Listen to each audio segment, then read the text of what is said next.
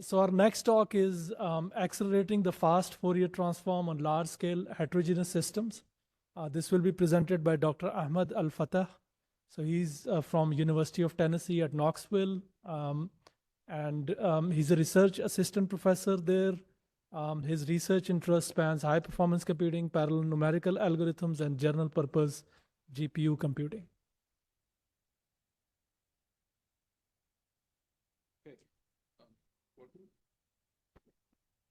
Okay, so good afternoon, everyone. Thank you for the introduction and thank you for inviting me to the InvaPitch user group. This is my first time here and it's quite nice. So I'm the only talk standing between you and lunch, so this will not be long, I promise you. So in the next 20 minutes or so, I'll be talking about the Hefty library. This is a library that we have been developing at UTK during the period of the exascale computing project, ECP. And the main purpose of it is to provide an efficient way of implementing multidimensional FFT on the DOE ECP systems. So before I get started, I would like to give credits to the Hefty team, the names that have been behind this project from the very beginning. And in fact, I am the newest member to this team. I took over the project a few months ago in March. So in particular, the first three names, Miroslav, Alan, who gave a talk yesterday, and Stan Tomov, those guys are behind the Hefty from the very beginning, and there have been some contribution from other names as well. As you can see, many people moved from UTK to the industry post-ECP, so we're trying for this project to survive. So the purpose of this talk is to give a high-level introduction of Hefty as a multidimensional FFT library for large-scale systems, especially those that are equipped with GPUs, the status of this library after the ending of the ECP project, how we can use Hefty as a robust benchmark for MPI implementation, such as InvaPitch, of course, impact on some application, and future directions. So you've probably seen a similar slide yesterday from Alan's talk. So this is some introduction about FFT. So an efficient way to compute the DFT on a sequence of scalars. So if you have a vector X, this is the original notation of the DFT. If you reorganize the scalar X in a vector and the exponent terms in a matrix, you get a very straightforward dense matrix vector multiplication. This is a BLAS level 2 kernel, well known. It's a memory bound kernel, takes order of n square flops. FFT makes it even more memory bound kernel, reducing the complexity to order n log n. And the same applies also for the inverse transform. So the main motivation came from ECP to develop Hefty. So I think the call came a little late after the start, or after the kickoff of ECP. I think a year late, around 2018, that there have been some application that requires, an efficient library for a 3D FFT on the ECP system. So Aurora, Frontier, and El Capitan, and I think Perlmutter as well. And these some candidate application, cosmology, molecular dynamics, particle simulations, and others as well.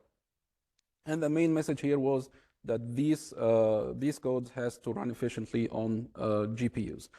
And that was the birth of Hefty. So it is a library that can do 1D, 2D, and 3D distributed FFT computation. It is GPU enabled. It does not implement its own FFT kernels, so we rely on backends from NVIDIA, AMD, CPU backends, FFTW, and others. So we don't implement the 1D FFT kernels. However, we rely on some in-house kernels for the reshape operation or the global transposition of the 3D structure when we do the communication. And of course, we can run on OpenMPI, Spectrum MPI, Cray MPitch, EnvaPitch, any MPI library. This is some sort of a global overview of how the computation is done.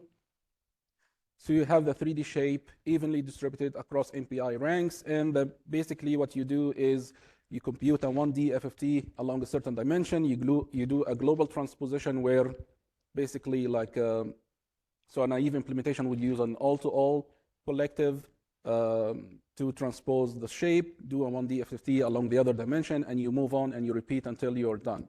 So this is basically the main idea of a multi-dimensional FFT. So the status of Hefty so far, so we had a release last October, 2.4.0 with support to many CPU backends and the three major GPU vendors, NVIDIA based on cuFFT, AMD based on RockFFT, and Intel GPUs over based on 1MKL. It can do complex to complex, real to complex, and complex to real.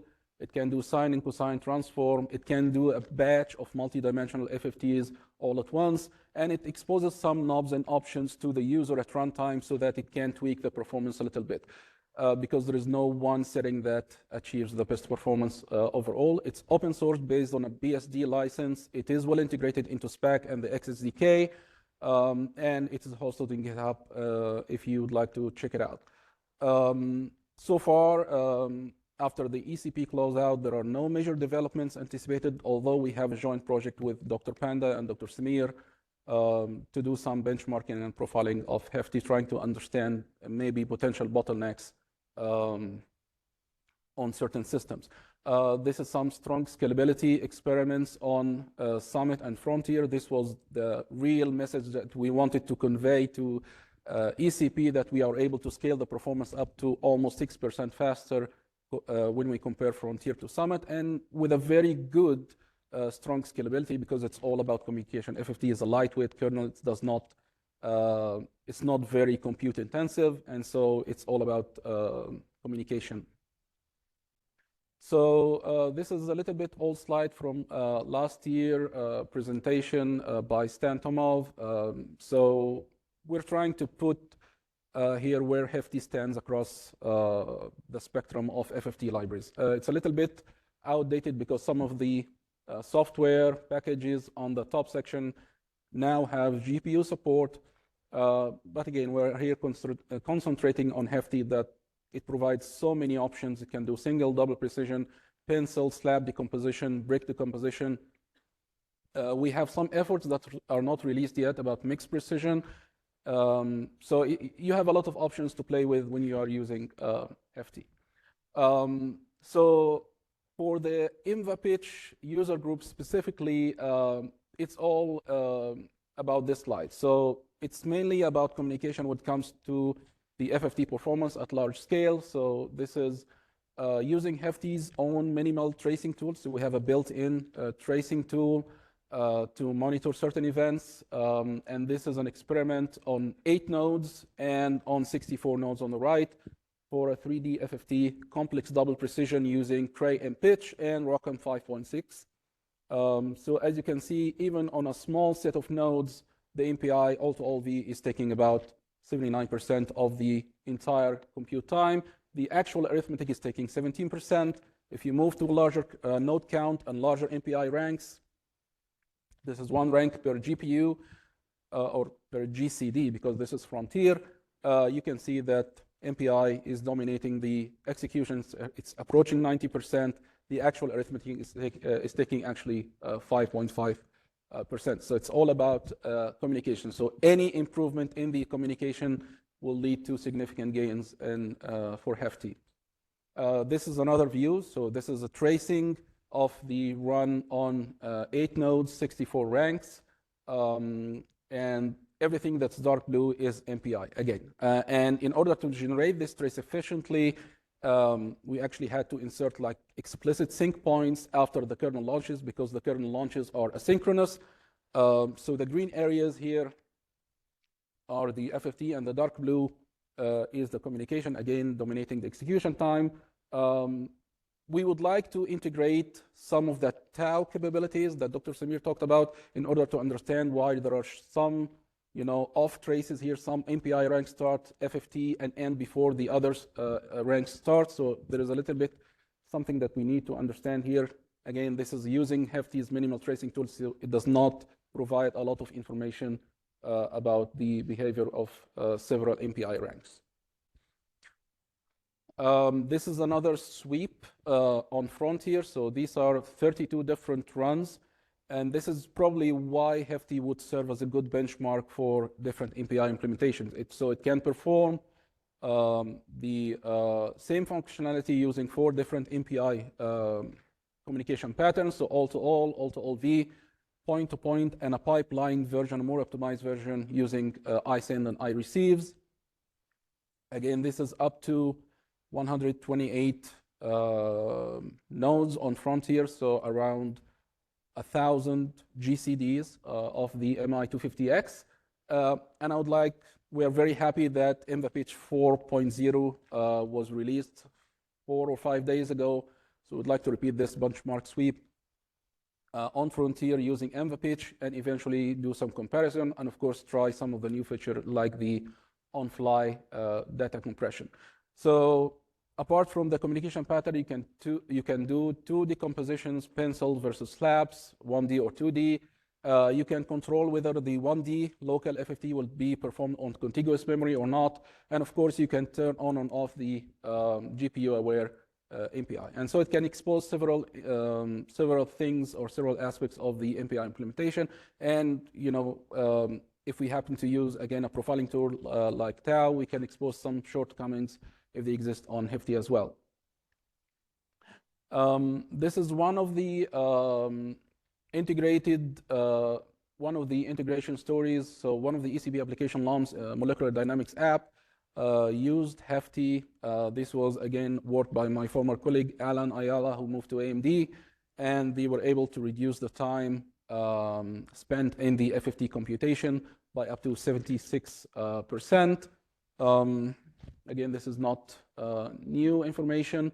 Another opportunity that we had is that we had a summer intern student from ETH in Zurich, and she was working on a novel solver that would use FFT. So the entire application runs on double precision. However, when it comes to FFT, they can tolerate some accuracy. So they are fine with doing single precision FFT as well.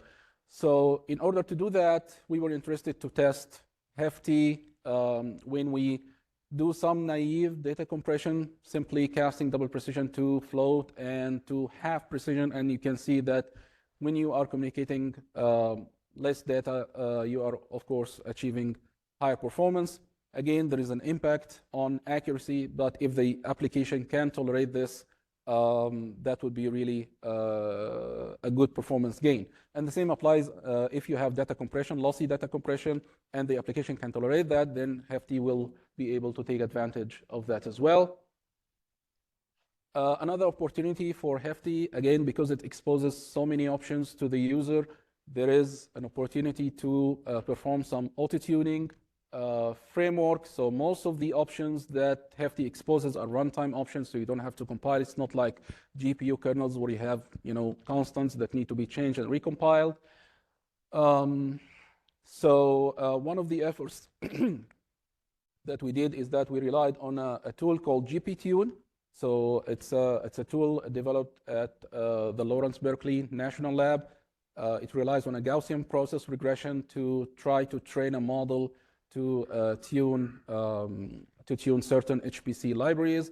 And with some, this is very preliminary work, we were able to get 15 to 20% better improvement on Summit when compared against the default parameters in Hefty. Again, this is some of the potential of using MVPitch. Again, this is old results. I hope I can replicate these data on Frontier, but hopefully when we have MVPitch installed and available on Frontier, we will be able to repeat this benchmark. However, you saw yesterday that in some cases, MVPitch is able to achieve more than 50% improvement in latency and bandwidth compared to Cray MPitch. So that would be very good for us to leverage this performance advantage for Hefty on Frontier. And of course, we can expect more with the on-fly data compression. So to conclude, Hefty was an ECP-funded project to have a multi-dimensional FFT on GPUs, NVIDIA, AMD, and Intel. It's highly configurable, highly tunable, and it can serve as a good benchmark because it's mainly dominated by MPI communication, about 90% at large scale, and it can use different communication patterns. So this is a good thing to test different MPI implementations. Again, we plan to use EnvaPitch 4.0 on Frontier and other systems as well. So this is a joint project that we have with Dr. Panda to test EnvaPitch using Hefty, especially the all-to-all collective, because right now it's the only one that Hefty uses and the only one that has lossy data compression. Hopefully it will be propagated soon to other point-to-point communication patterns. We plan to target a large NVIDIA system based on the Hopper GPUs. I don't think we did that before. So I think we ran on Perlmutter, on Ampere GPUs, but we are trying through some of our friends to get some allocation on Mare Nostrum. So this is a system with Hopper GPUs at the Barcelona Supercomputing Center. So we'll try to benchmark Hefty over EnvaPitch there as well. There is a plan to use Tau to provide more robust profiling and tracing with Tau to expose maybe potential bottlenecks in Hefty that we may not be aware of, or maybe some other things to fix in the underlying MPI implementation, and of course the auto-tuning framework that we would like to complete. This is my last slide. So we are interested in hiring a postdoc to help us get Hefty up and running and maintained. And of course, we have so much to do with EnvaPitch and with Tau. With that, I would like to end my talk, and thank you. Let's thank our speaker. Any questions?